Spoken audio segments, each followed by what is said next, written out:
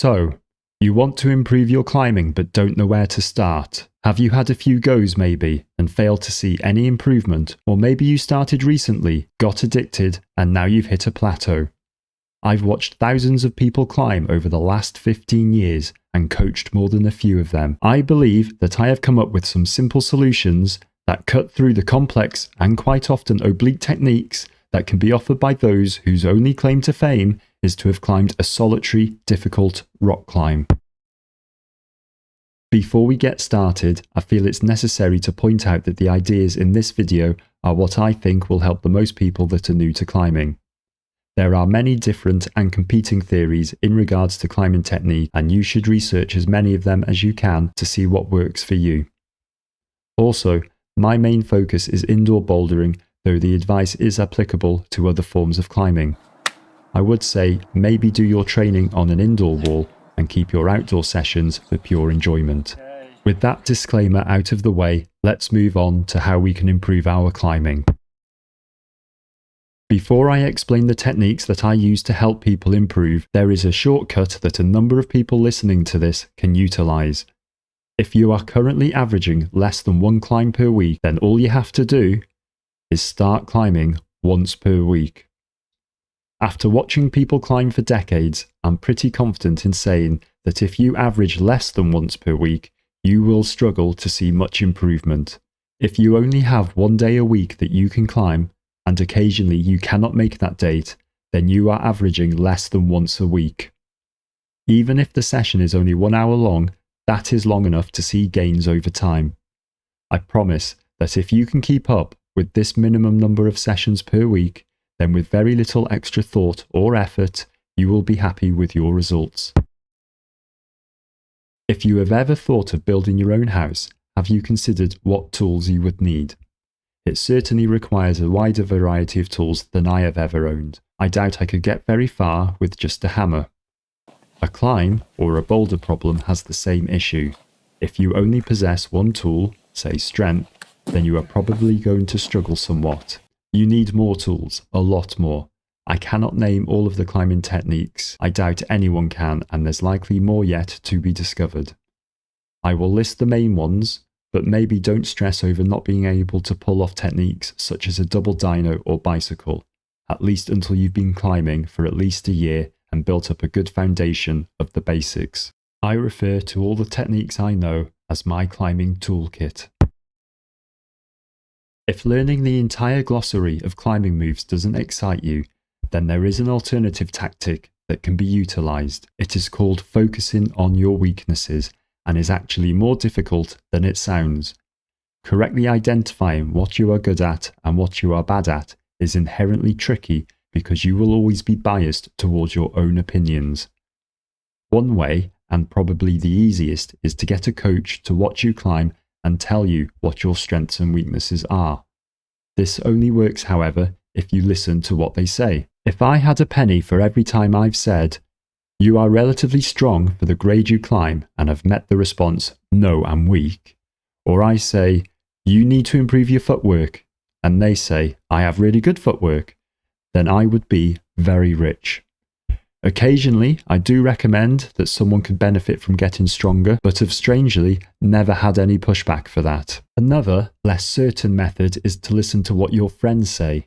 If they're consistently making the same comment about your climbing, then there is probably something in it, and it is time to take note. The same applies as before.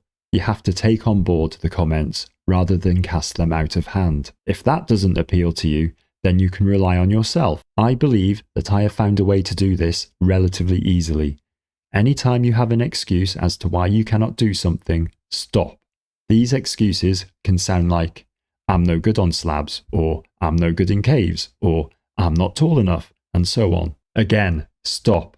These are called excuses, and the more you use them, the more likely it is that you will stick to routes and problems that suit your style. This is another way of saying you are focusing on your strengths and avoiding your weaknesses. If you hate slabs, for example, then it is time to climb nothing but slabs for a month or two. No excuses. Don't wait until some mystical time in the future or once you've achieved some arbitrary grade. Start now on your very next climbing session. Now that I have convinced you that you need to enhance your climbing toolkit, I'm going to go over some of the basic climbing techniques that you want to be able to call upon. The final technique is, in my mind, the most important one in terms of confidence and safety. Flagging, or a flag, is where one of your feet will not be on a foothold. Instead, it will be on a blank spot on the wall where it will stabilize your center of gravity. It can be a complex move in itself, and there are many ways to accomplish one, such as a reverse flag. I go into more detail in another video. If you find yourself not trying a move unless you have both feet on a foothold, then this is the technique for you. Outside edge. This refers to using the outer side of your shoe to stand on. All technique begins with the feet, and employing this technique will help you achieve that mystical status of getting your hips close to the wall. If you always climb on the inside edges, then you are probably frogging, and you should practice this technique. In another video, I go over some drills on how to help with this technique. Looking ahead. It's surprising the number of climbers that will spend the majority of a climb looking at their feet and not moving until they feel 100% secure. Then finally, after several minutes stuck, announce they are tired and give up. If this sounds familiar, then there is a very simple solution, one that is tied to my final recommendation. Just focus on the next hold. Think of nothing except the next hold and grabbing it. Don't wait, just try. If you fail, you will have learned something for next time. If you succeed, you are going to feel euphoric. Using your feet. Conversely, if you find your feet constantly popping and end up falling quite a lot, then spending some time to look down and sort your feet out is going to benefit you. You already know that you are good at giving it your all, but if you keep failing, then try looking down and spending a minute to get your feet in a different position. This last technique is the one that I consider to be the most important and most overlooked in all forms of climbing. Whether you are on ropes or bouldering above a crash mat and you are too scared to try the next move, no amount of strength, technique, or training can help you.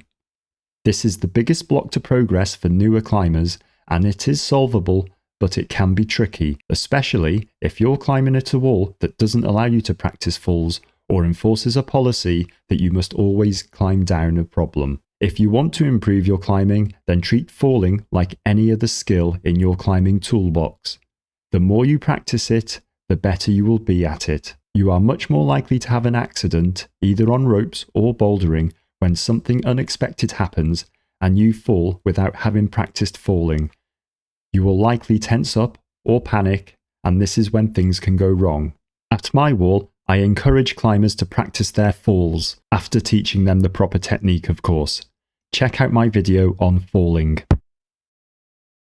Congratulations! If you have consistently climbed 1 or more times per week for the last 2 months, you have gotten stronger. If you have spent time employing the advice in this video, then you have gotten stronger. There are countless sources on how to get strong fingers for climbing, but the focus for this channel is technique, as I believe this is an area that is massively overlooked and misunderstood. So, to recap, in order of importance, your first order of business is to ensure that you are climbing at least once per week.